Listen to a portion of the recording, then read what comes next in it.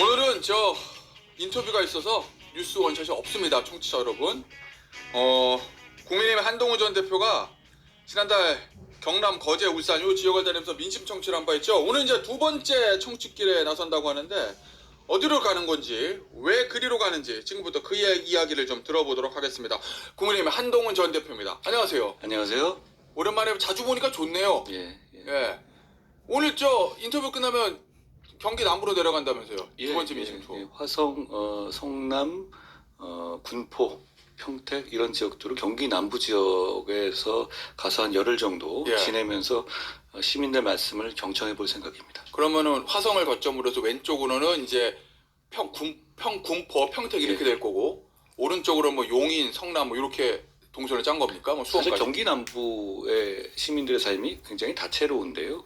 제가 지난번에 경남의 거제를 중심으로 통영, 진주, 고성, 창원, 마산 등을 갔었잖아요. 그 시민들이 이 정치에 바라는 것과 좀 다른 관점을 갖고 계실 거예요. 수도권이고. 그렇겠죠. 게다가 최근에 저는 주거 제한 정책이라고 조치라고 생각하는데요. 11호 정책으로 인해서 직접 토어제의 대상이 된 지역도 있고요. 아니, 빠진 지역도 있고요. 그렇죠. 그러면 빠진 지역이라고 하더라도 그게 영향이 없는 게 전혀 아니죠. 풍선 효과의 영향을 받을 테니까요. 거기서 그런 시민들의 절절하고 현실에서의 목소리를 들어볼 생각이에요. 오늘은 제가 뭐 이걸 다 공개하고 가지는 않으니까요. 방송하고. 그러니까 제가 나중에 이제 말씀을 드리는 건데, 지금 오늘 보통 이제 하루하루 계획을 잡습니다. 오늘은 그 지역에 계신 이 신혼부부 분들이나 이런 실수요자 분들과 같이 부동산을 한번 같이 방문해보고. 부동산 탐방이요? 아니요. 거기서 이제 부동산 중개소에 가서 서로 이 실제로 보고 거래 절벽이 있는지 그런 거나, 부분들요? 그리고 실제 이 수요자들이 집을 임장하러 갈 때도 혹시 뭐 양해해 주신다면 조용히 한번 같이 길게 얘기를 들어볼 생각입니다. 그러니까 실제 시장의 반응을 좀 보겠다는 얘기잖아요. 그죠? 꼭 시장의 반응도 반응이지만 민심이 어떻게 반응하고 있는지를 잘 한번 들어보려고 합니다. 일단 부동산 정책 얘기는 이제 잠시 후에 나눠보기로 하고, 근데 이제 경기 남부로 이제 도는 거잖아요. 근데 사실은 경기 남부가 원래 국민의힘이 약한 지역은 아니었어요. 제 기억에 화성, 평택, 수원, 용인 다 원래 강세 지역이었죠. 강세 지역이었죠. 예전에 서청원 대표도 거기서 화성이었고 그랬었잖아요. 그런데 지금은 속된 말로 폭망이거든요. 지난 총선 때. 그 다음에 뭐 대선 때도 경기 남부가 별로 민주당 후보에 비해서 성적이 좋지 않고. 원인은 어디 있다고 보세요? 여러 가지 면에서 분명히 경기 지역에서 우리 국민의힘이 민심을 잃은 것은 현실인 건 분명한 것 같아요. 그런데 또 역설적으로 우리는 경기 남부 같은 수도권에서의 민심을 다시 회복하지 못하면 전국 정당으로서 선거에서 승리하기가 어렵습니다. 그러니까 포기하거나 여기는 안 돼 이렇게 갈 문제가 전혀 아닌 거예요. 오히려 그런데 여러 가지 면에서 볼 때 왜 바뀌었는지에 대한 분석이 필요하다고 생각해요. 뭐 일각에서는 그러잖아요. 서울 집값이 높아져서 뭐 연쇄적으로 이런 거. 근데 단지 그것만일까요? 그건 과연 그걸로 인해서 생기는 정치에 대한 필요성, 정치에 대해서 요구하는 바를 국민의힘이 제대로 수용해내지 못한 이유라고 저는 생각해요. 그럼 결국 지금 필요한 건 지금 2025년 10월에 경기 남부의 시민들이 뭘 바라시는지 정치에 대해서 그걸 정확하게 경청하는 게 대단히 필요하다고 생각합니다. 제가 당대표를 하면서도 경기는 폭망했다 말씀하신 것처럼요. 그런 얘기는 계속 있었는데 그 문제를 어떻게 풀어가야 할지에 대한 어떤 구체적인 담론을 제가 들어본 적이 없어요. 그때 좀 아쉽게 생각했는데 제가 민심 경청로들 하면서 이게 길이라고 생각했습니다. 그 과정에서 나오는 경청하는 내용을 가지고 그냥 듣고 마는 게 아니라 당장 실천할 수 있는 것부터 실천해야 한다고 생각해요. 결국은 중수청 못하면 국민의힘의 미래가 없습니다. 중도 수도권 청년. 그렇습니다. 내년에 지방선거잖아요. 경기 남부 또는 경기도. 왜냐면은 워낙 서울시는 그래도 국민의힘이 좀 자신을 보이는 것 같은데 경기도에 대해서는 약세를 좀 자인하는 듯한 얘기들 많이 나오거든요. 회복할 수 있다고 보세요? 지금 상태로서 내년 지방선거 수도권에서? 한 7개월여 남았죠. 많은 시간입니다. 이거 뭐 우리가 뭐 12월만 하더라도 이런 세상 올 거라고 생각한 사람 아무도 없었잖아요. 예. 정치 역독성이 대단히 크고 미국의 관세 문제. 저는 이거 대단히 크다고 봐요. 3,500불 예. 이재명 대통령이 덜컥 받았잖아요. 그때부터 잘못된 거예요. 예. 그러면 그걸로 인해서 굉장히 큰 격변이 있을 수 있고요. 그리고 지금 대외 문제도 그렇고 부동산 이슈 지금 말한 예. 제가 말한 11호 주거 제한 조치 이런 부분들 아주 대형 이슈들이 그리고 이 대형 이슈들은 국민들께 직접적인 고통을 주는 이슈들입니다. 이 이슈들을 어떻게 해결하고 누가 더 여기에 대해서 제대로 응전하느냐 예. 그걸 보여드리는 정당은 저는 당연히 신뢰받을 거라고 생각해요. 자, 그런데 그런 얘기들 많이 하잖아요. 여당이 뭔가 실책을 하고 잘못하고 정책적으로 미스가 있어도 그 반사이익을 받아먹으려면 야당이 제1야당이 준비가 돼 있어야 되는데 과연 지금 국민의힘이 준비가 돼 있느냐 라는 문제를 지적하는 사람들이 많거든요. 원래 일반적인 경우로 본다면 여당의 실점은 결국 이퀄 예. 이 등치가 되죠. 예. 야당의 득점으로요. 그런데 계엄 이후의 특별한 상황 때문에 예. 그 등식이 사실 성립하지 않고 있잖아요. 현재. 그 문제는 결국은 여러 가지 방식에서 여러 정치 주체들이 해결하겠지만 제가 다른 방식을 택하고 있는 사람들, 제가 동의할 수 없는 방식을 택하고 있는 우리 당의 정치인들을 비판하지는 않겠습니다. 예. 오히려 그 비판 자체가 오히려 여러 가지 내분을 일으킬 수 있기 때문에 그 한동훈 전 대표와 방향이 좀 다르거나 생각이 다른 지금 저 국민의힘 중진 정치인들을 직접 저격하지는 않겠다. 굳이 그건 제가 얘기하지 않더라도 예. 다른 언론이라든가 상식적인 분들이 여러 가지 판단하시겠죠. 다만 저는 국민의힘의 정치인, 보수의 정치인의 한 명으로서 역시 민심에서 그 길을 찾겠다는 겁니다. 예. 결국 그 등치는 그냥 여당이 나쁘다. 근데 너네는 어때? 이런 식으로 생각하는데 너네는 나아? 이렇게 보지 않습니까? 예. 예. 우리가 낫다는 걸 보여드려야 합니다. 뭐 여러 가지 정치적 반성이라든가 이런 것도 필요하겠지만 그거 이상으로 중요한 게 그럼 우리가 더 나은 미래를 제시할 수 있고 더 유능한 집단이라는 걸 보여드려야 하거든요. 예. 그러면 그거의 출발점은 민심이 정말 원하는 게 뭔지를 파악하는 데서 온다고 생각해요. 그런 차원에서 저는 민심을 경청하고 그리고 얼마 전에 우리가 배달앱 같은 맞아요. 법안을 내고 이런 것도 비슷한 건데요. 노력하는 겁니다. 예. 사실 국민들 현명하시거든요. 정치가 우리 모든 걸 다 해결해주는 요술방망이를 갖고 있지 않다는 걸 잘 아십니다. 우선순위를 정하는 예술이라는 것도 아십니다. 정치가. 근데 문제는 과연 제도권 정치인들이 정말 성의 있게 노력하고 부지런하게 뛰느냐 이걸 봐주시는 거거든요. 저는 지금 그걸 보여드려야 된다고 생각하고 그렇다면 전 답이 있다고 생각해요. 관련돼서 하나만 더 물을게요. 예. 원래 내년에 뭐 할 거예요? 내후년에 뭐 할 거예요? 물으면 예. 나는 뭐가 되기 위해 사는 사람 아니다 이렇게 답변하시잖아요. 비슷합니다. 예, 지금도. 만약에 내년 뭐 지방선거를 앞두고 당에서 야 우리 당이 지금 너무 어려워.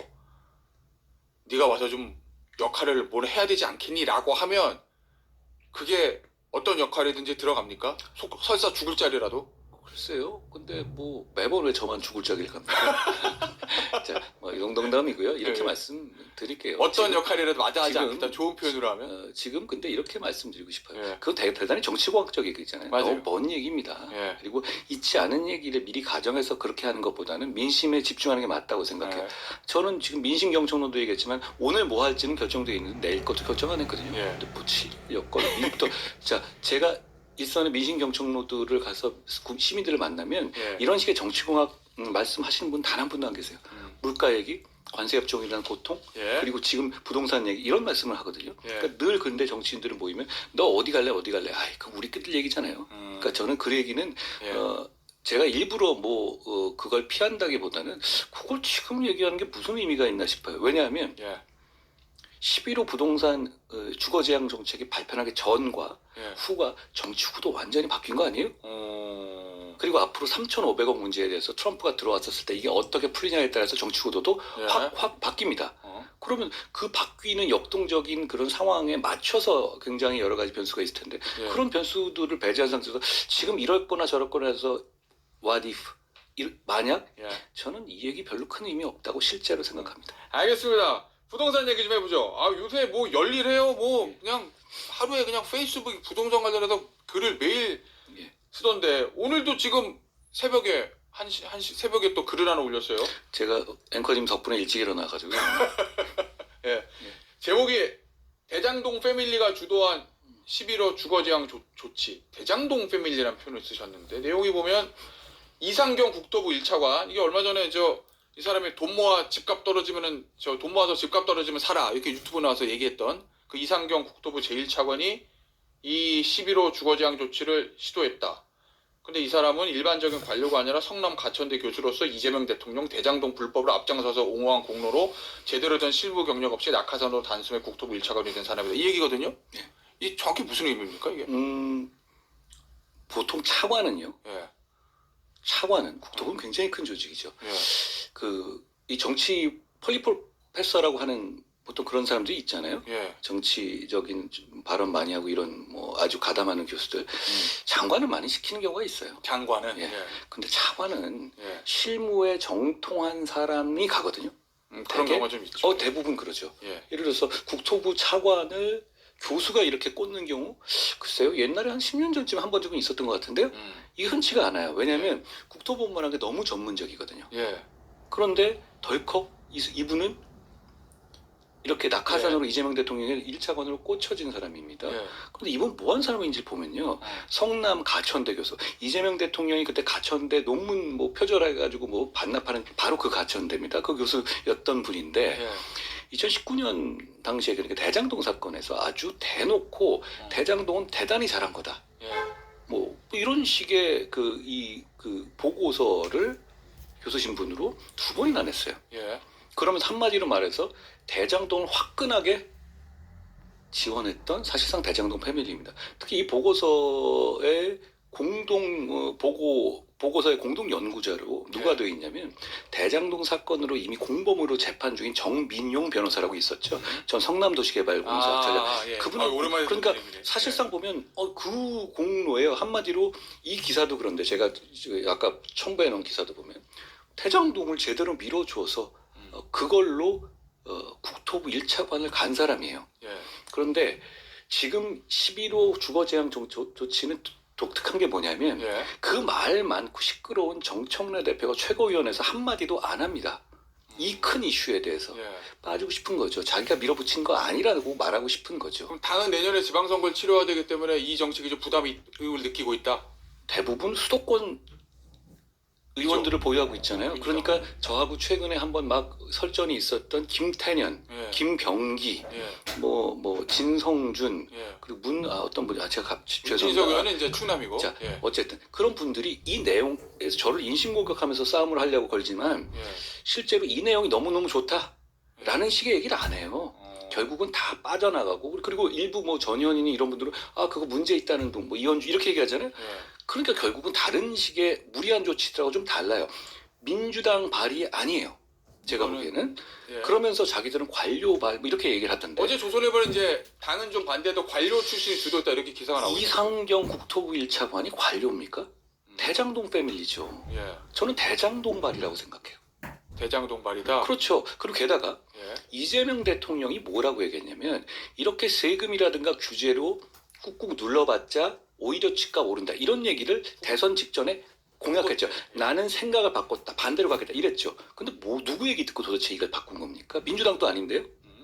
그럼 이런 사람들 대장동 패밀리 듣고 얘기 바꾼 거 아닙니까? 아니면 혹시 김현지가 시킨 겁니까? 뭐 그렇게 생각할 수밖에 없어요. 뭔가 비선작용한 거라고 생각할 수밖에 없습니다. 왜냐하면 판단이 너무 이상해요. 그리고 본인이 몇 달 전에 정상적으로 판단했잖아요. 이러면 문재인 정식으로 하게 되면 예. 오히려 부동산 박살난다라고 본인이 얘기했잖아요. 본인이 예. 모르는 것도 아니거든요. 몇 달 사이에 혹시 뭐 6.25 전쟁 났어요? IMF 터졌어요? 다 바뀐 게 없거든요. 예. 그럼 이 상황에서 갑자기 이렇게 180도 바뀌어야 될 이유가 뭐가 있습니까? 게다가 민주당이 어거지로 밀어올리는 것도 아니고. 예. 그렇죠? 그럼 이상경 같은 이런 대장동 패밀리랑 얘기해서 한 거예요. 그러면은 대표님 보시기에 예. 당정대라고 하잖아요. 예. 당도 아니고 정에 있는 정통 관료 출신들도 아니고 대나 정 주변에 있는 일종의 대통령 주변에는 핵심 뭐 이너서클이라고 그러잖아요. 예, 뭐 예. 거기서 밀어올리는 그래 보이는데. 아니다 이런 말씀이세요? 뭐 당정대라고 말씀하셨는데 대가 대통령실이라기보다는 대장동 같은데요. 결국 그런 유의 예. 사람들 그 성남 라인들이 한 것 아닌가요? 어. 아니 왜냐하면 예. 지금 이 문제에 대해서 이상경 국토부 1차관이 나섰죠. 근데 예. 그분이 발언한 것들을 좀 보십시오. 국민들의 분노를 대단히 일으키죠. 앵커님 말씀하신 것도 있지만 뭐 이렇게도 말씀하셨어요. 뭐 이게 그 지역에 있는 사람들의 불편은 미안한데 예. 그 지역이 이거 말씀하시는 예, 거죠? 실소유자들의 거주 이전의 자유를 침해한 건 맞지만 그들이 불행해지는 것보다 서울 주택 집값 상승으로 인해 불행해야 하는 이들의 행복도 챙겨주는 게 정부의 역할이고 그 행복이 더 크다고 생각되어 시장에 강하게 개입한다. 대단히 위험한 말이죠. 예. 그리고 이분 조경학과 교수 출신이더라고요. 도시공학 뭐 이런 뭐 그런 것. 주택 가격이나 경제를 잘 아는 분도 아니거든요. 그러면 예. 저는 이런 식의 행태가 마치 무슨 이게 국토부 내에서 이렇게 밀어붙이고 그리고 예. 이렇게 낙하산으로 온 사람이 밀어붙이면 국토부 내에서 제대로 반대할 수 없을 거예요. 저는 큰 문제가 될 거라고 생각합니다. 이렇게 하면 안 되죠. 게다가 이재명 대통령이 설명해야 돼요. 본인이 왜 몇 달 전에 했던 얘기를 이렇게 뒤집는지. 그러니까 제가 이렇게 아니 왜 김현지냐 이렇게 묻는 이유가 뭐냐면 예. 자기가 대답을 안 해서 그래요.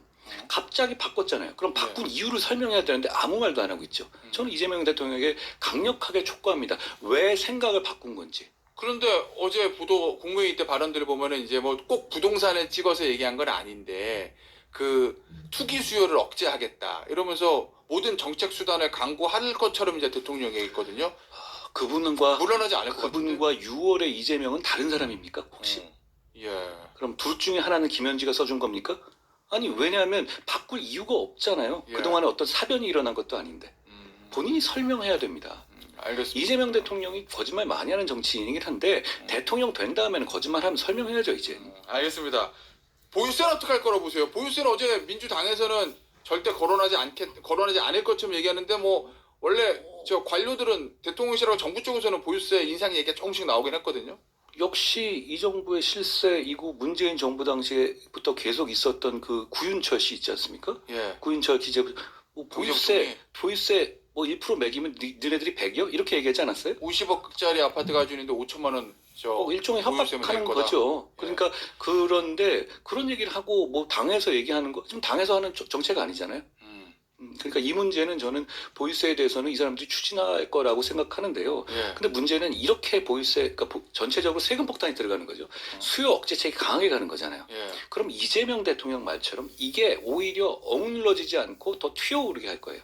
문재인 정부 때처럼요. 집값은 오르고 예. 전세값이 오르고 전세가 품귀되고 월세가 오를 겁니다. 그러면 누가 피해를 보죠? 이 보유세를 올리면 그거 결국 이 먹이사슬 끝에 있는 임차인에게 월세로 전가될 겁니다. 예. 알겠습니다. 방금 한 전 대표의 주장에 대해서는 잠시 뒤에 박수현 민주당 수석 대변인과 인터뷰에서 그 반론을 좀 들어보도록 그거 하겠고요. 물어봐 주세요. 뭐요? 민주당이 밀어붙인 건지 아니면 예. 민주당은 소극적이었는데 대통령실에서 한 건지. 전 그거 물어봐 주셨으면 좋겠어요. 그런데 알겠습니다. 다른 의원들 제가 이렇게 들어보거나 그러면 다 그런 식이던데 우리는 아니에요 이러던데.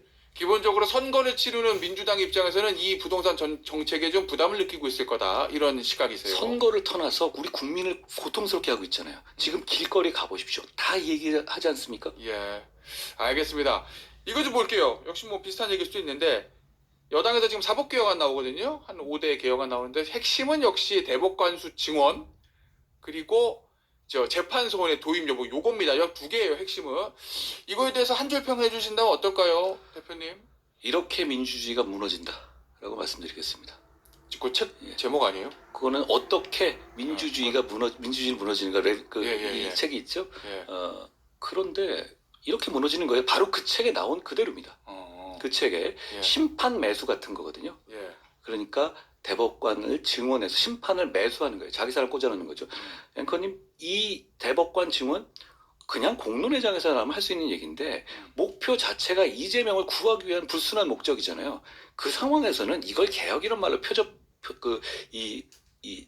윤색하면 안 돼요. 이건 협잡일 뿐입니다. 일종의 탈옥 같은 거예요. 예. 자, 그런데 이 말씀 드리고 싶어요.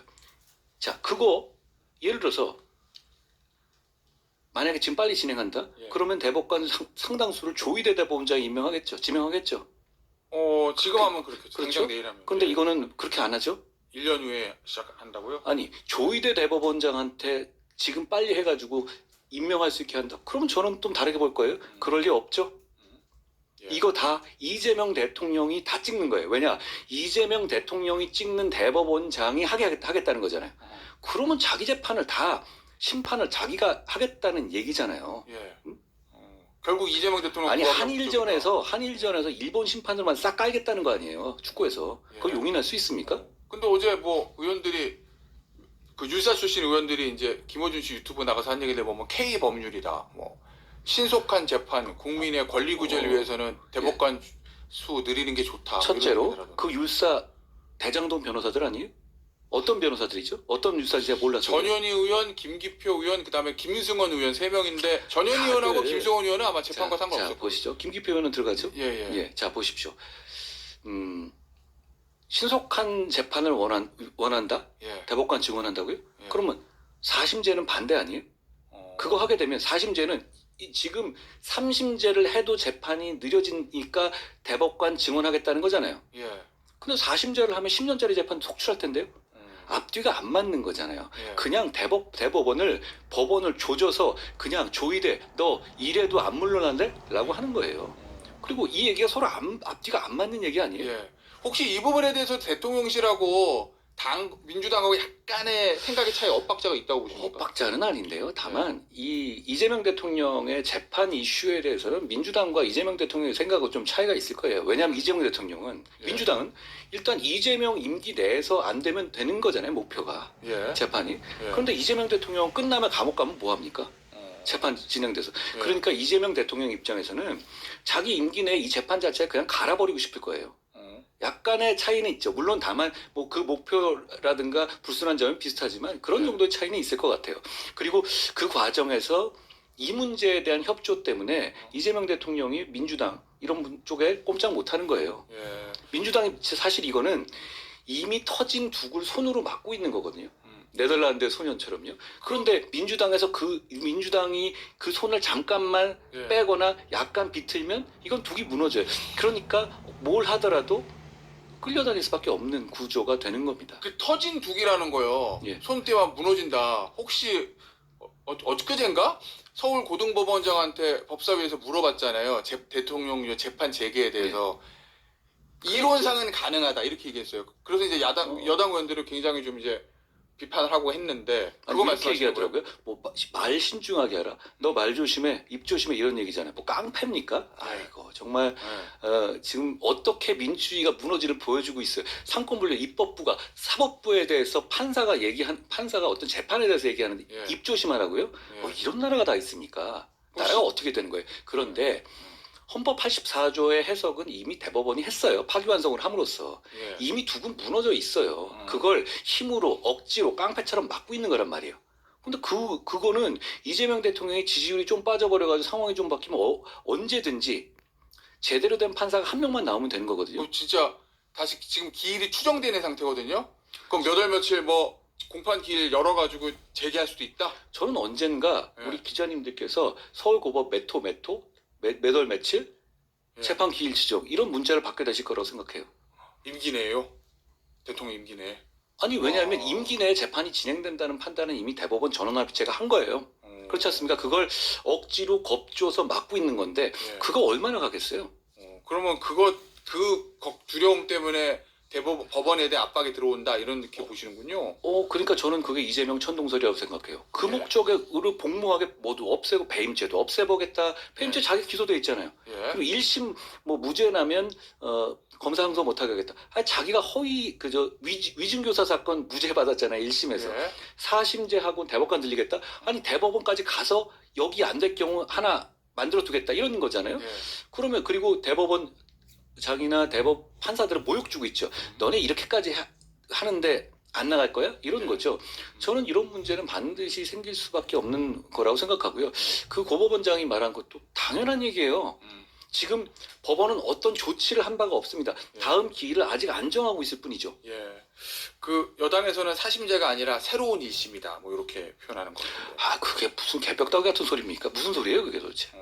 법률심이고 뭐 이래서 뭐 새로운 헌법재판소가요? 뭐 그렇게 어째 좀 표현하는 것 같더라고요. 그러면 이건 어떻습니까? 헌법재판소도 한 600명쯤 늘려야 되는 거 아니에요?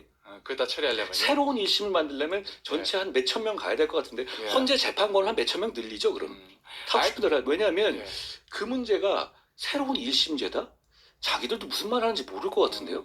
자, 예. 지금 이 문제는 대법원에서 난 결론을 보는 거죠. 그럼 재판 끝날 때까지 몇 년 걸릴까요? 오래 걸리겠죠. 그 10년짜리 재판 속출할 텐데요. 근데 아이, 예. 신속한 재판을 원한다는 건 무슨 소리예요, 도대체? 알겠습니다. 마지막 이슈 읽어보죠.